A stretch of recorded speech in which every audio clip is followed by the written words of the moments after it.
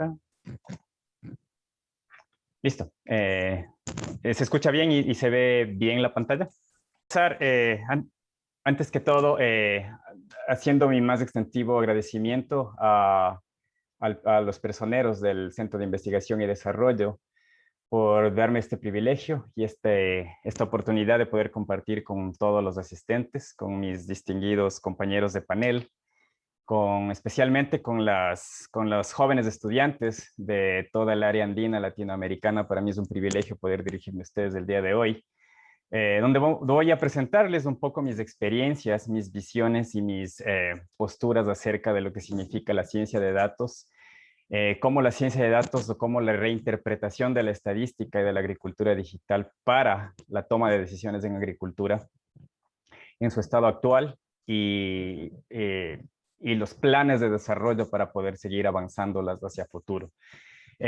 Mi nombre es Guillermo Marcillo. Yo actualmente trabajo, mi afiliación es con el Centro de Agricultura Digital en el Departamento de Ciencias de los Cultivos de la Universidad de Illinois, en Urbana-Champaign.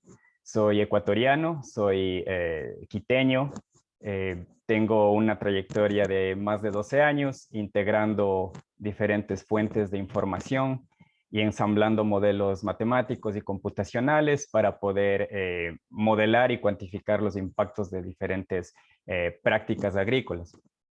Como tal, en la presente charla voy a dividirla en tres segmentos, en tres secciones. En la primera presentaré un poco el contexto histórico de cuál es el estado actual de la agricultura y de la estadística y de por qué estas dos disciplinas están tan bien desarrolladas o tan bien atadas.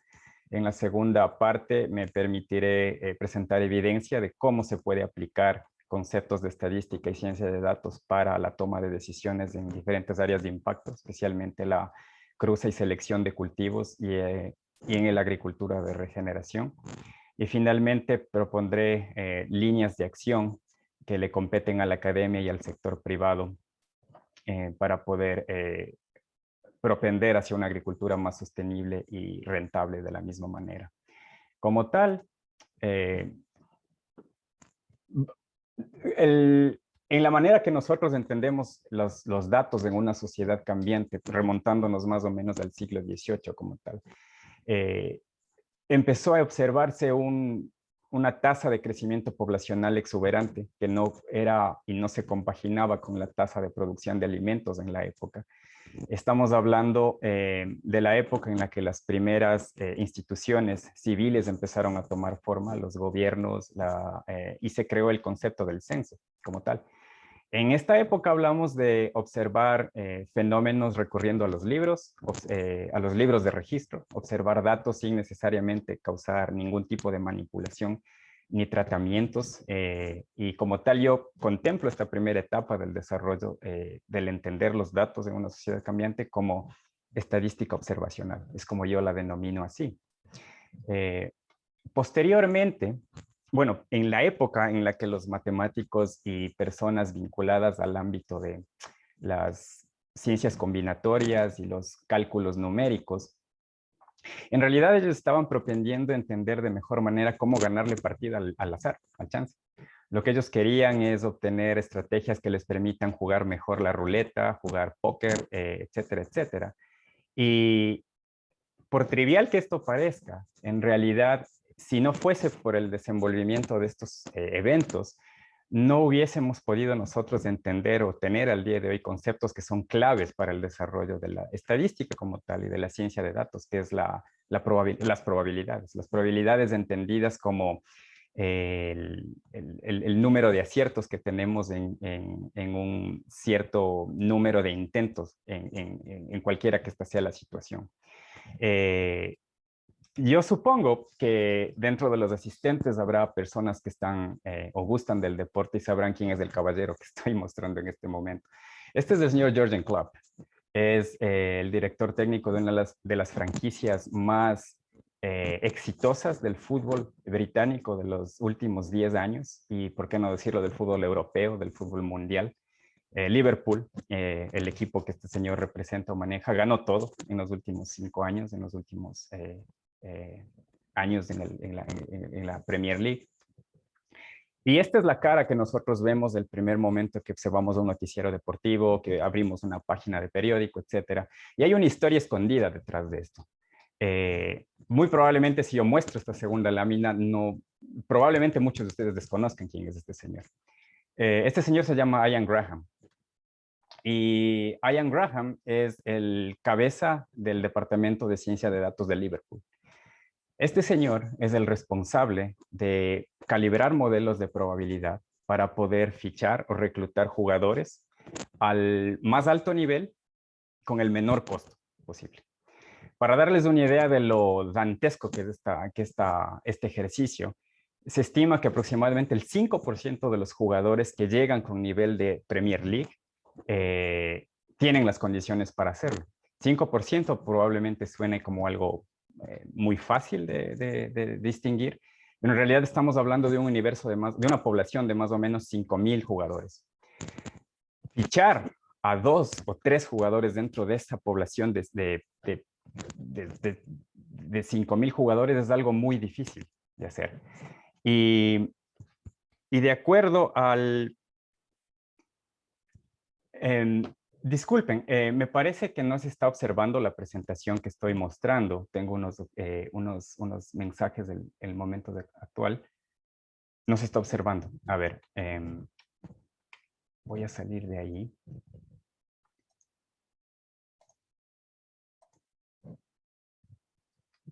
¿Se observa ahí?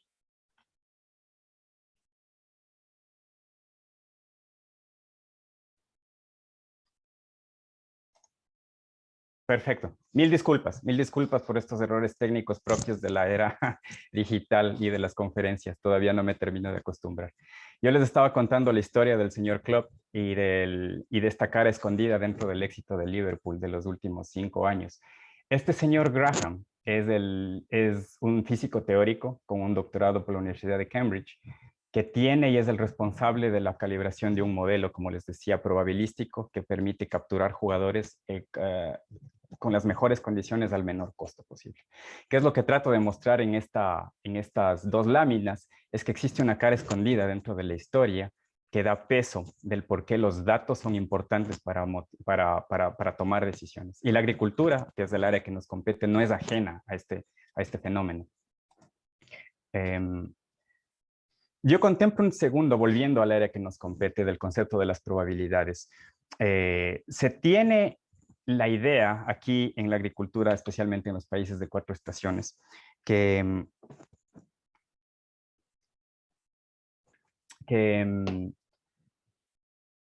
dentro de un proceso de producción, el agricultor estándar en el medio oeste de los Estados Unidos necesita decidir 25 operaciones al año, previo a la temporada de verano, que es donde se siembran los granos, los diferentes sistemas. Y si es que nosotros hacemos más o menos un ejercicio rápido de lo que significa tomar decisiones en la vida útil de un granjero, digamos que empieza a los 30, vamos a poner los 20 años y termina de jubilarse tal vez en los 60, tal vez. Nosotros estamos hablando que son 40 años de vida donde el granjero puede hacer cada año una cosecha exitosa. Son apenas 40 años. En el tiempo en el que nosotros vemos a largo plazo parece que es mucho, pero en realidad son apenas 40 intentos que tiene un agricultor de poder obtener una cosecha exitosa. Este concepto de probabilidad es prevalente y es muy importante que nosotros distingamos por qué esto se traduce en la incertidumbre, el de no saber qué va a pasar el momento que yo tomo una decisión, que es algo que nosotros no podemos controlar. Esta idea fue capturada de plena manera por el señor que yo les estoy mostrando aquí en la figura, que se llama Ronald Fisher.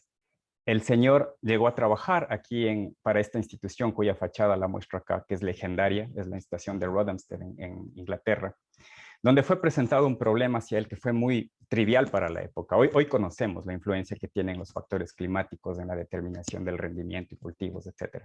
A él se le preguntó, sabe que tenemos un registro histórico de cosechas de trigo y no entendemos por qué el rendimiento es tan diferente. Un año, otro año, otro año, otro año. Este señor tuvo la idea de aislar lo que pasa en la realidad en un sistema de manera que él pueda controlar diferentes maneras de administrar una práctica agrícola. lo que nosotros hoy conocemos como tratamientos, del momento que hacemos un experimento en campo. Es en este momento que es pivotal en el desarrollo de la estadística que reconocemos y que nace una disciplina nueva que se llama el diseño de experimentos. Es por eso que mi intento de mostrar esta lámina es para motivar a todas las personas que nos escuchan hoy en día. El desarrollo de la estadística y de la ciencia de datos a lo largo de la historia ha ido mano a mano con la agricultura. La agricultura como tal, hemos hecho ese legado a la estadística y al arte y a la disciplina de poder cuantificar la incertidumbre. Es por eso que es importante entenderlo así. Y nos situamos en el momento actual donde decimos, bueno, ¿en qué estado está la agricultura? ¿Y en qué estado está la tecnificación de nuestra agricultura? Hablamos de agricultura 4.0. Es un término que hoy se ha vuelto demasiado trendy, demasiado de moda. Y lo que significa es que estamos viviendo una cuarta oleada de información, en donde la agricultura, como todas las actividades humanas, es digital. Hoy, al día de hoy, tomamos decisiones al clic de un celular. En un día se genera más información de lo que bibliotecas enteras pudieron haber impreso en papel durante siglos o años. Y por tanto, la agricultura debe beberse de esa realidad y necesita ser actualizada, y necesitamos profesionales que entiendan e implementen nuevas técnicas de entender a la agricultura desde la extracción de datos y desde los datos optimizar decisiones a futuro. En este contexto, me permito presentar cómo es este proceso de de generar evidencia, predicciones en este caso. La estadística y la ciencia de datos como tal nos permite hacer inferencias desde un sentido más clásico, desde cómo estamos habituados cuando estudiamos estadística, desde nuestros primeros niveles en Escuela de Agricultura. Pero también la estadística es predictiva. Nos permite no solo dar una mirada al pasado, sino también entender qué podemos hacer en el futuro. Este proyecto como tal es una ejecución que tuvimos con un grupo de colaboradores acá, que verán más a detalle. Voy a plantear un poco el contexto de dónde fue desarrollada esta aplicación, cuál fue el problema que tratamos de encontrar. Voy a obviar la mayor parte de las partes metodológicas, porque me parece que está fuera del objeto de esta charla, pero me dedicaré unos cuantos minutos a implicar los resultados y qué significa esto para el problema que estuvimos resolviendo en el África. Este proyecto conlleva hacer la predicción de los estadios de madurez en soya en el África. Y como tal, en este mapa lo que estamos viendo nosotros en diferentes colores es el nivel de producción anual de la soya en el 2016. Los países con los colores más oscuros representan países con un surplus de producción que excede el millar de toneladas métricas, y los países con colores claros representan países muy por debajo de esa cuota. En círculo se encuentra el continente africano, y en contexto nosotros podemos ver que la producción anual de soya en el 2016 fue entre 50 a 100 veces menor que la producción de soya en las zonas altamente productivas en los hemisferios, ¿no? Canadá, Estados Unidos, Brasil, Argentina. Existen diferentes causas que explican esto, una de las cuales es que los agricultores de subsistencia en el África carecen de buenos programas de extensión y de apoyo, no tienen acceso suficiente a germoplasma de calidad, es decir, no tienen el acceso a cultivares que se puedan adaptar a diferentes áreas, y como tal urge darles una mano. Esa fue la motivación que tuvimos para plantear este problema. ¿Cómo podemos predecir madurez de diferentes cultivares de soya que sean adaptables al terreno africano? Este es un mapa del calendario de operaciones de soya en el África. Normalmente la soya se la siembra a finales de un año en cuestión, de manera que el aparecimiento de las lluvias coincida con el desarrollo de los estadios de desarrollo reproductivo. Y si nosotros hacemos un conteo de días desde la siembra, aquí en rojo, desde la siembra, hasta el estadio en el que la mayoría de de nuestras plantas están en un estadio tornando amarillo o café, ese intervalo de tiempo se lo conoce como tiempo a la madurez. Y es un indicador que permite optimizar las decisiones en soya porque está relacionado, se correlaciona perfectamente, muy bien con las diferentes condiciones agroambientales durante el ciclo de desarrollo del cultivo, y también porque permite tomar mejores decisiones para quienes hacen selección. Solo pensemos que los agricultores, si saben con anticipación cuál va a ser el tiempo predecible de madurez de cierto cultivar, pueden decidir mejor qué material sembrar y cuándo sembrar. Bajo estas líneas y motivados por esto, esta es una gráfica que a mí me encanta mostrar, especialmente cuando estoy en un auditorio lleno de mentes jóvenes y chicos motivados para entender el proceso científico de la agricultura. Porque este tridente que nosotros vemos acá es de las primeras cosas que aprendemos en Agricultura 101, ¿verdad? Que la expresión fenotípica o las cosas que podemos medir en el campo son el resultado de la interacción y la contribución independiente del genotipo o de la maquinaria biológica de la planta y de cómo ésta reacciona a los diferentes estímulos medioambientales. Cuando nosotros tenemos datos suficientes de un programa de selección y mejoramiento, ensayos multiambientales, pues, nosotros podemos fijar modelos estadísticos que nos permitan capturar estas respuestas, pero más allá de eso podemos calibrar modelos estadísticos que nos permitan predecir cuándo va a ser el tiempo de madurez, cuál va a ser el intervalo de tiempo desde la siembra hasta que la planta esté en plena capacidad reproductiva. Voy a obviar un poco la parte metodológica del ensamblaje del modelo, me parece que es motivo para otra charla, pero voy a dedicar unos cuantos minutos a lo que significa contar una buena máquina de predicción para estos ambientes. Aquí lo que estamos viendo en la figura son dos paneles, donde tenemos el continente africano y donde tenemos cada uno de estos puntos que estoy mostrando acá con mi cursor, representan el promedio de todos los cultivares, de todos los genotipos probados en esa localidad. Entonces, estos son promedios de las predicciones del modelo. Los paneles que se encuentran en la esquina inferior izquierda es un mapa de ajuste, digamos, entre lo que estamos prediciendo y lo que estamos observando o los datos que observamos en campo. Por tanto, todos los puntos que son de tonalidad clara representan localidades con una mejor predicción y los sitios más oscuros representan sitios donde por alguna razón el modelo no predice bien.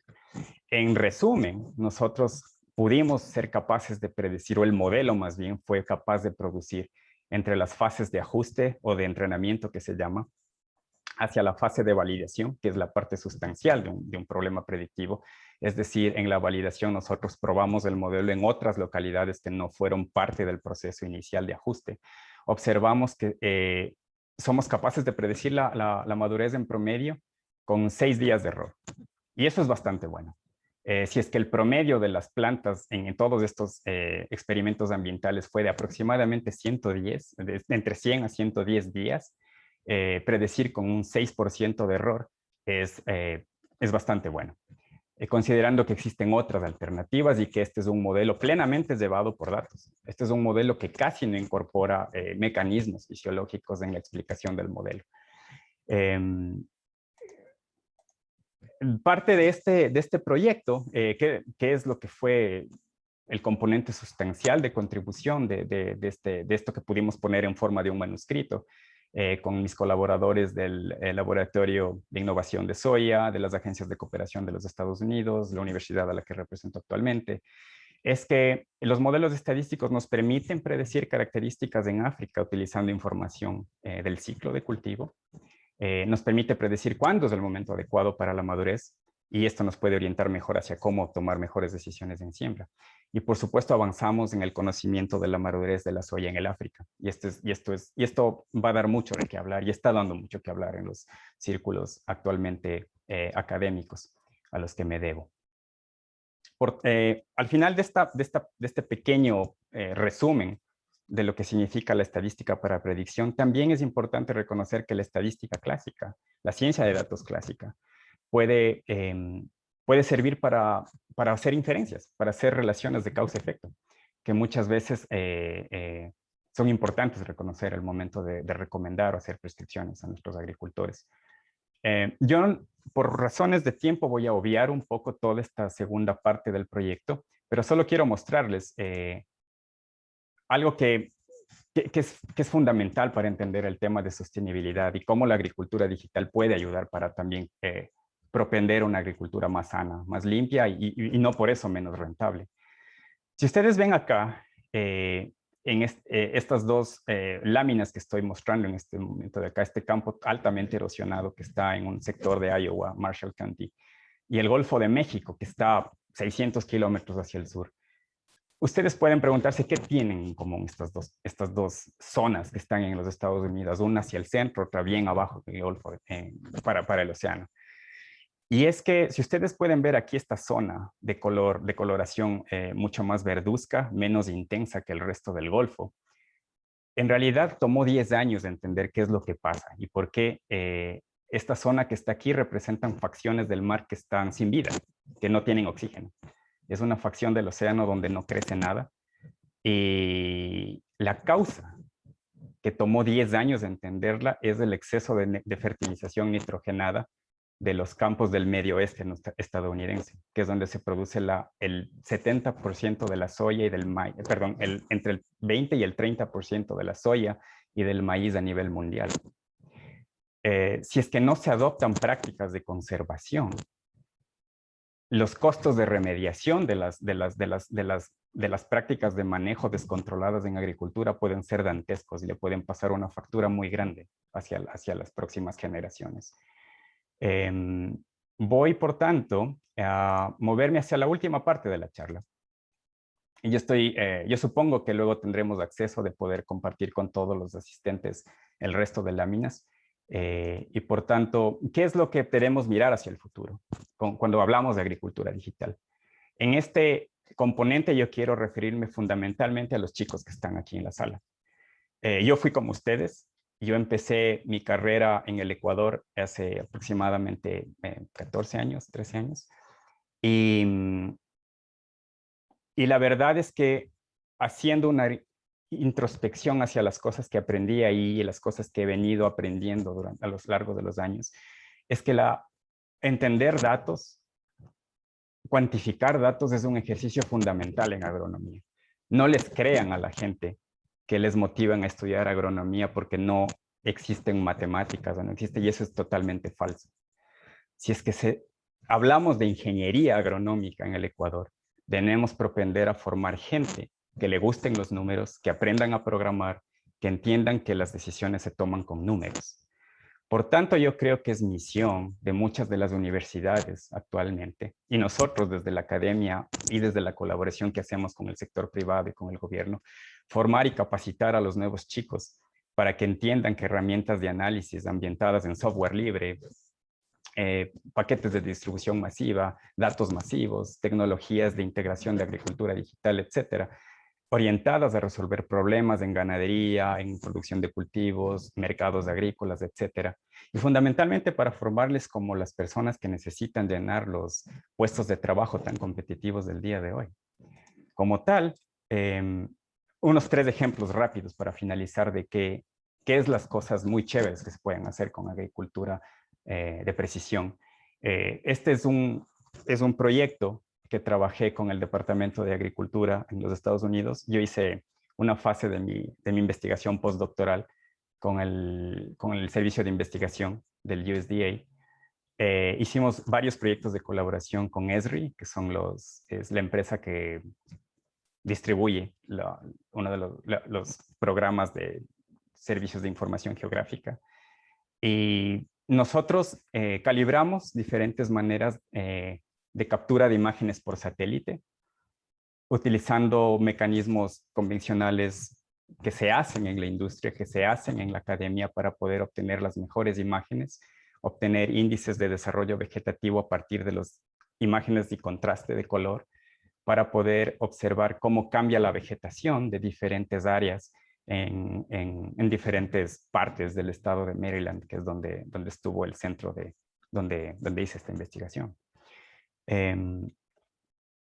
una vez que nosotros tenemos ese tipo de mecanismos de integrando imágenes digitales, sensores remotos, etcétera, etcétera, es uno de los brazos de comunicación con todo este componente acá que denota toda la información que nosotros las podemos controlar de experimentos clásicos en campo, experimentos medioambientales donde nosotros podemos capturar estas interacciones genotipo-ambiente que les mostraba hace unos momentos en el caso de la soya. Y esto debe ser complementado y es complementado también con otro brazo de ejecución, que es una de las áreas también en las que yo me desenvuelvo, que son la calibración de modelos fisiológicos, modelos que no son puramente estadísticos, sino más bien modelos tipo ingenieriles de causa-efecto, donde nosotros cuantificamos diferentes procesos fisiológicos mediante ecuaciones y programas computacionales, etcétera. Todo esto interacción de diferentes brazos tecnológicos nos permiten tener mejores capacidades de entendimiento de cómo la vegetación cambia en diferentes áreas y a partir de eso poder mejor entender cambios de estadio en diferentes cultivos, recomendar mejores prácticas de acuerdo a la fenología de los cultivos, etcétera, etcétera. Y más recientemente estoy trabajando en uno de los brazos tecnológicos de la Universidad de Illinois, que es el Centro Nacional de Aplicaciones y Supercomputación, en el que estamos desarrollando proyectos de inteligencia artificial mediante modelos calibrados de computadora y aprendizaje de máquinas y aprendizaje reforzado para optimizar decisiones y observar y cuantificar los mejores prácticas que te permiten ser más productivo y a la vez mejorar indicadores ambientales, como es el secuestro de carbono bajo tierra. Esto que ven acá es un poco la idea de cómo funcionan estos modelos de inteligencia artificial mediante la generación masiva de datos en clusters y en supercomputadoras, que los retroalimentamos y hacemos un loop de decisión que es cíclico, que es a su vez puesto en esta cadena de decisiones en inteligencia artificial que te permiten identificar, bueno, en esta parte de los Estados Unidos, bajo este clima, bajo estas prácticas, bajo estas condiciones, bajo estos precios de los commodities, podemos tener la mejor combinación de prácticas como la densidad de siembra, como la rotación de cultivos adecuada que permitan expresar de mejor manera la capacidad de un cultivo para soportar sequías, para soportar diferentes tipos de estrés. Y bueno, esta lámina que les muestro acá es un poco para abrir el panorama de esperanza de que el Ecuador está en esa línea y debería estar en esa línea. Es un recorte que salió el día sábado, que yo lo encontré en la versión online del comercio. Se habla de un proyecto tecnológico desarrollado por la Universidad de Yachay, donde están buscando la manera de fomentar y de instituir en el Ecuador un programa de agricultura computacional, donde se busca optimizar recursos y cultivar de manera inteligente mediante mejoras en sistemas de software y hardware de código abierto para maximizar la transmisión de conocimientos y la extensión hacia las personas y los end users, o sea, la gente que va a usar este tipo de cosas a nivel de industria, a nivel de agricultura intensiva. También, esta lámina de acá no representa en lo absoluto ningún endorsement, ningún tipo de soporte a esta marca comercial, simplemente es para mostrarles que existen compañías que se encuentran ya en la línea de ofrecer portafolios de alternativas digitales para mejorar decisiones en granja. Y todo esto de acá es bueno, esto le hace bien a la agricultura del país. ¿Qué faltaría dentro de toda esta suite de posibles alternativas? Bueno, la incorporación de prácticas que sean más amigables con el ambiente y que no por eso dejen de ser económicamente viables. Listo.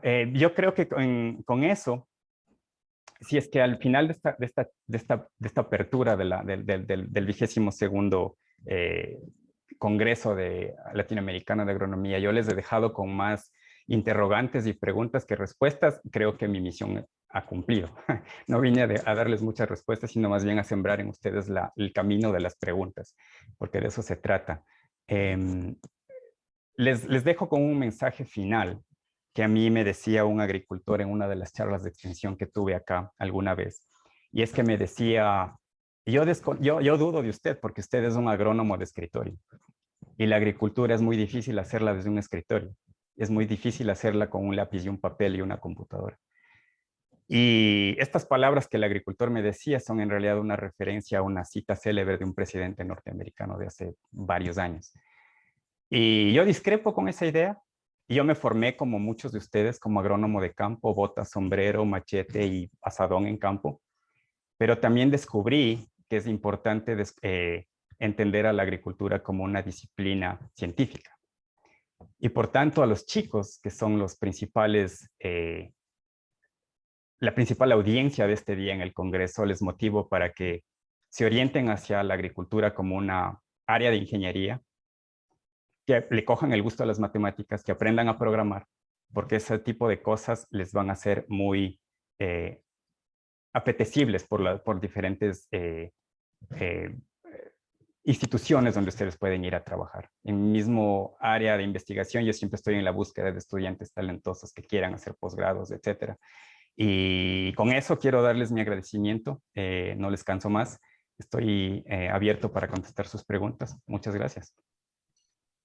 Excelente, Guillermo. Agradecemos por tu participación y aporte de conocimiento en la inauguración del 12º Congreso Latinoamericano de Agronomía. Damos pues la apertura para que todas las personas que están en la sala Zoom puedan pues realizar preguntas a Guillermo, y entonces pueden habilitar sus micrófonos, pueden escribirlos por el chat. Esperamos pues sus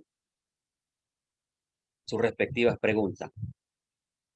A ver, por Hola. aquí vamos a ver. Adelante. A ver, ¿qué tal? Buenas tardes, saludos desde Perú, frontera con Ecuador. Un gusto, para mí es una gran alegría escuchar este tipo de información. Quería preguntarle, ¿en cuánto para empezar a programar? ¿No? Yo hice una tesis muy relacionada a la inteligencia artificial en mi universidad